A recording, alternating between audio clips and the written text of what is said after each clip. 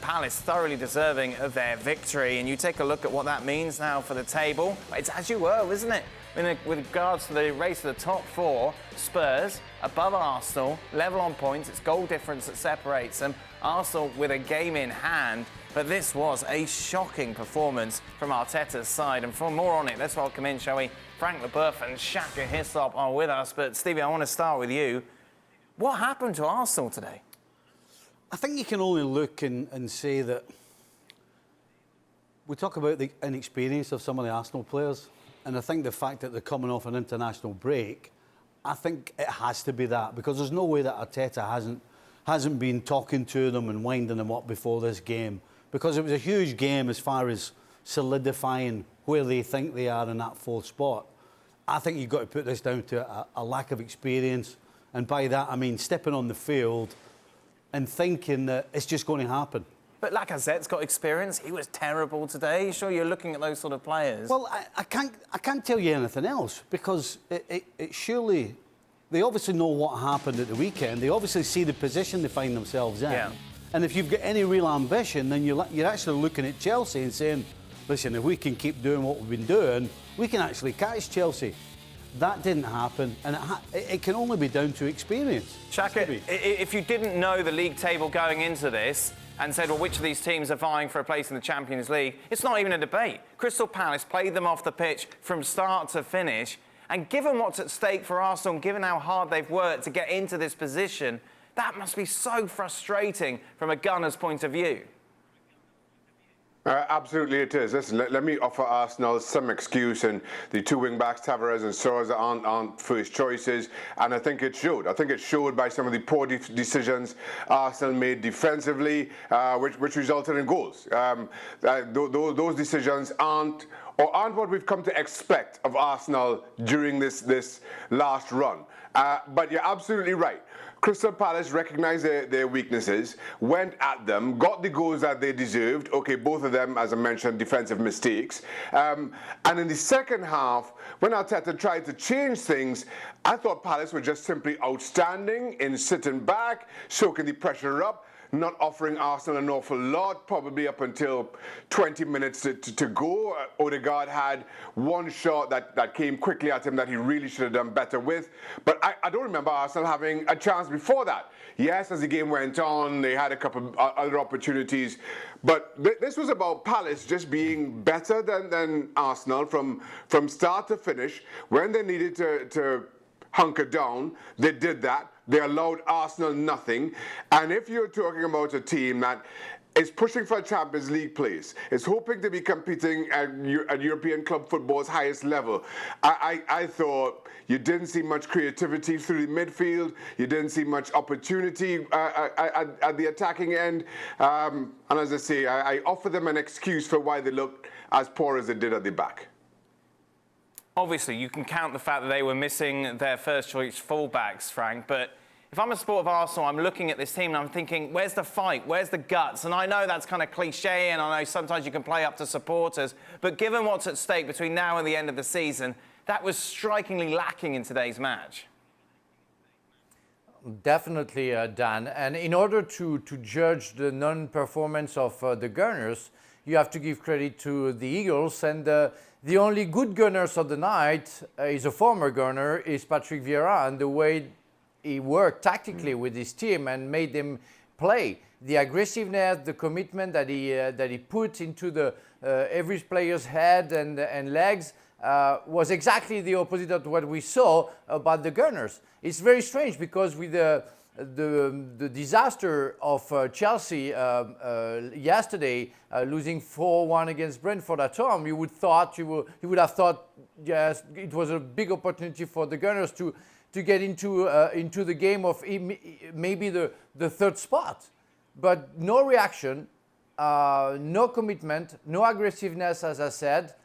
It was a complete non-game from the Gunners. I would put that into the lack of experience, the fact that it's a young squad, the youngest of the Premier League, and maybe nobody was there to make the other react.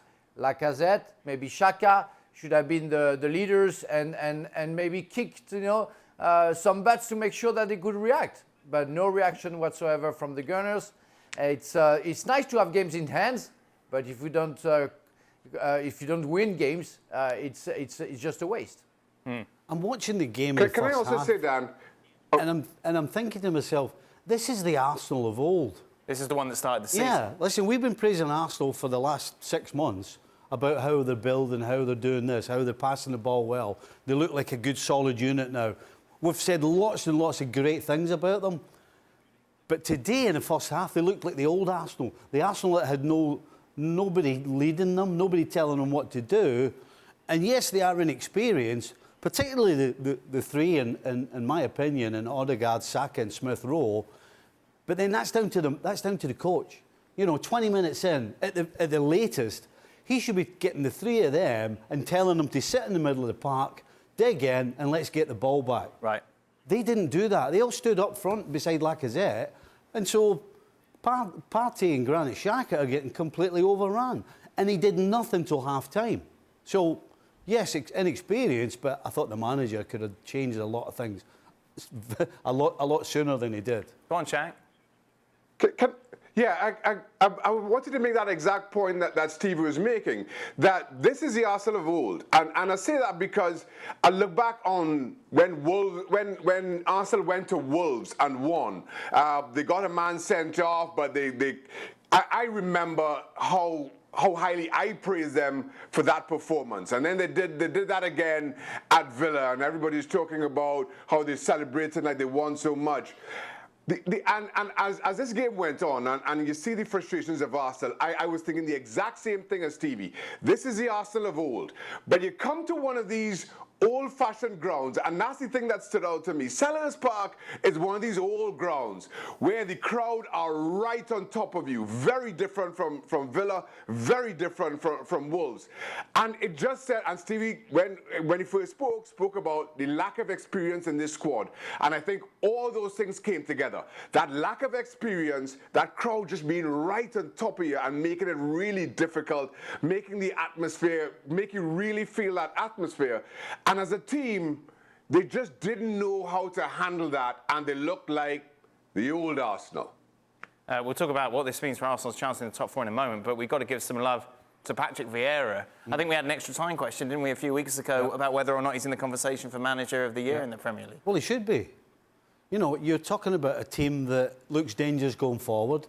They're solid defensively, and they actually pass the ball. Those are three things that we have never even associated with Crystal Palace over the last 3 or 4 seasons. It's all about do nothing, don't make mistakes, Palace, and try and win 1-0. And at home with the crowd behind us, they managed to do that enough. This is not that Palace anymore. This is a team that has actually got some brains, it's got some football intelligence.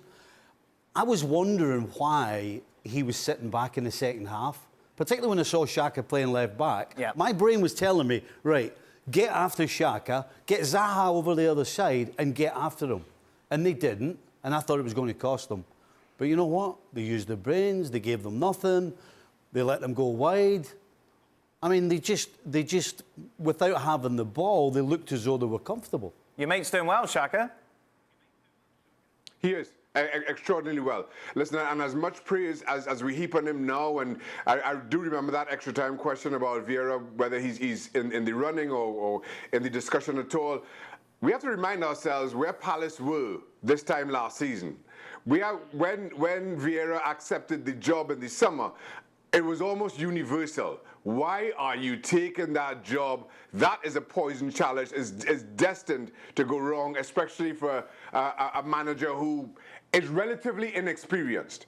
And to see the job that he's done, it is simply outstanding. I thought he managed this game today, over 90 minutes, wonderfully well. And all the praise that he's getting is fully deserved. And testament to his character that he's willing to step up and take this challenge, Frank. Yes, that's absolutely incredible. You know, I saw him, you know, leading the club of Nice, coaching them, and improving every player that he had in charge. And what he's doing this season with Crystal Palace is absolutely fantastic. And don't forget that today it was a special game for him. He knew exactly what was at stake You know, for Arsenal, if they won, they would have won against Crystal Palace. He was very calm. He didn't expose himself when they scored. He stayed tuned.